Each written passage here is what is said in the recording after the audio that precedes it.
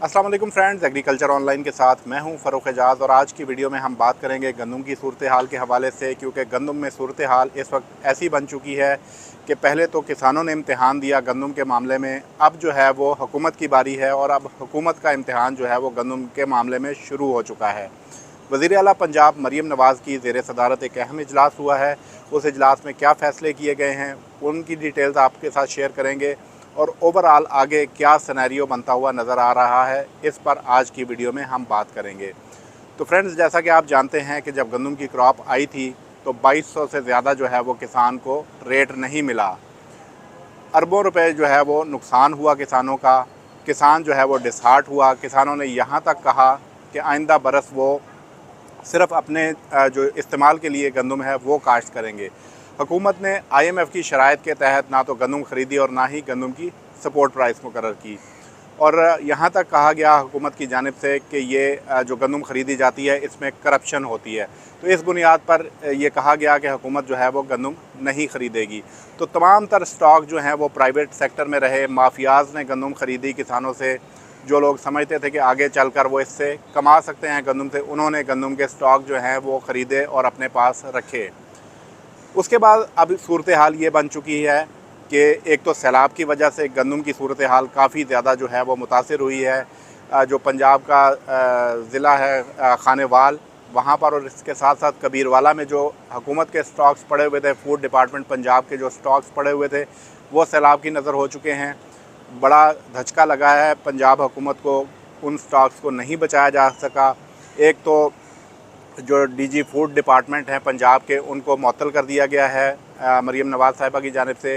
इसके साथ साथ जो फूड डिपार्टमेंट का दीगर अमला था वहाँ का, वो तमाम तर मअतल कर दिया गया है कि क्यों जो गंदम के स्टॉक्स हैं वो बर वक्त वहाँ से नहीं निकाले गए। शदीद बरहमी का इजहार किया मरीम नवाज़ की जानिब से। और इसके साथ साथ जो गंदम की कीमतें मार्केट में राइज़ होती जा रही हैं, इस वक्त तकरीबन जो है वो 3500 से 4000 के दरमियान वेरी कर रही हैं मुख्तलिफ़ जगहों पर गंदम की कीमतें, जो कि एक वक्त में किसान से 2200 में ख़रीदने वाला कोई मौजूद नहीं था। उसकी वजह यह है कि अब गंदम के स्टॉक जो हैं वो जिनको आप माफियाज भी कह सकते हैं, जिनको आप स्टॉकिस्ट भी कह सकते हैं, उनके पास मौजूद हैं। और इसके साथ साथ हुकूमत का कोई भी चेक एंड बैलेंस नहीं था गंदम के हवाले से। किसान तंजीमें बारहा इस पर जो है वो आवाज़ उठाती रहीं, हुकूमत की तवज्जो दिलाने की भी कोशिश करती रहीं कि गंदम सस्ती होने की वजह से फ़ीड मिलों में उसका इस्तेमाल बहुत ज़्यादा बढ़ गया था। और फ़ीड मिलें चूँकि मकई उनको महंगी पड़ रही थी, दीगर चीज़ें उन्हें महंगी पड़ रही थी, तो गंदम जो है वो उन्हें सस्ती दस्तियाब थी, तो वो सस्ती गंदम उन्होंने ख़रीद कर जो है वो फ़ीड में इस्तेमाल करना शुरू की। और बड़ी मिकदार जो है वो इस वक्त गंदम की वो फ़ीड मिलों में यूज़ हो चुकी है। इसकी वजह से भी जो मार्केट में गंदम के स्टॉक्स हैं वो कम हो गए हैं, और जो बाकी गंदम है वो जिन लोगों ने स्टॉक कर रखी है उनके पास मौजूद हैं। तो अब गंदम की कीमतें मार्केट में तेज़ी से बढ़ना शुरू हो चुकी हैं। और जो माहिरीन हैं वो यही कह रहे हैं कि तकरीबन जो 5000 प्लस पर जो है वो गंदम की कीमतें आने वाले दिनों में देखने को मिलेंगी। इसी सिलसिले में मरीम नवाज़ साहिबा की ज़ेर सदारत आज एक अहम इजलास हुआ है लाहौर में, और इस इजलास में ये फ़ैसला किया गया है कि जो लोग रज़ाकाराना तौर पर 3 दिन में अपने गंदम के स्टॉक ज़ाहिर कर देंगे उनके ख़िलाफ़ कोई कार्रवाई नहीं होगी, और जो लोग गंदम के अपने स्टॉक ज़ाहिर नहीं करेंगे उनके ख़िलाफ़ कानून के मुताबिक सख्त कार्रवाई की जाएगी। इसके साथ साथ जो पीरा फोर्स बनाई गई है पंजाब हुकूमत की जानिब से, उसको भी मुतहर्रिक कर दिया गया है कि वो चेकिंग को जो है वो मज़ीद सख्त करे, और जो स्टॉक जो पोशीदा तौर पर रखे गए हैं उनको भी आइडेंटिफाई करे और उन स्टॉक्स को मंजर आम पर लेकर आया जाए। इस हवाले से अब किस हद तक जो है वो हुकूमत पंजाब को कामयाबी होगी, और मरीम नवाज़ साहिबा की जो धमकी है जिसमें उन्होंने ये कहा है कि 3 दिन की मोहलत है कि जिन लोगों ने गंदम स्टॉक कर रखी है वो तमाम तर स्टॉक जो है वो उसको मंजर आम पर ले आएँ, वो किस हद तक उस धमकी से डरते हैं और अपने स्टॉक जो हैं वो हुकूमत को शो करते हैं, तो इसका चंद दिनों में पता चल जाएगा।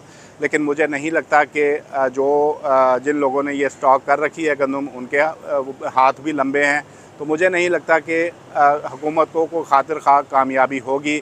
मरीम नवाज़ साहिबा की जानिब से ये तो कहा जा रहा है कि वो आटे की कीमत और गंदम की कीमत नहीं बढ़ने देंगी, लेकिन मुझे ये पर्सनली तौर पर ये होता हुआ नज़र नहीं आ रहा है।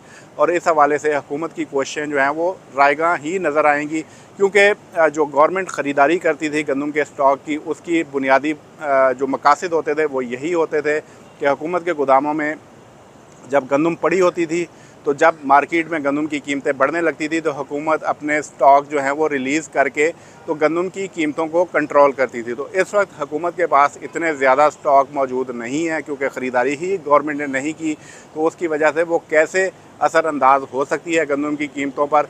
माफियाज जो हैं वो अपनी मनमानी करने की इस वक्त कोशिश करेंगे ताकि वो ज़्यादा से ज़्यादा मुनाफा कमा सकें, क्योंकि उन्होंने 2200 या इससे भी कम में गंदम की ख़रीदारी करके तो अपने स्टॉक्स जो हैं वो छुपा रखे हैं। अब आने वाले दिनों में जो सूरत हाल बनेगी वो आप दोस्तों के साथ शेयर करेंगे। आज की ताज़ा तरीन अपडेट यही है कि मरीम नवाज़ साहिबा की ज़ेर सदारत जो इजलास हुआ उसमें 3 दिन की मोहलत दे दी गई है कि अपने गंदम के तमाम तर स्टॉक जो हैं वो 3 दिनों में ज़ाहिर कर दिए जाएँ। बसूरत दीगर जो है वो सख्त कानूनी कार्रवाई जो है वो अमल में लाई जाएगी। अब देखते हैं कि इस पर किस हद तक अमल दरामद होता है। मज़ीद जो अपडेट्स आएंगी वो नेक्स्ट वीडियो में आप दोस्तों के साथ शेयर करेंगे। इजाज़त दीजिए, अल्लाह हाफ़िज़।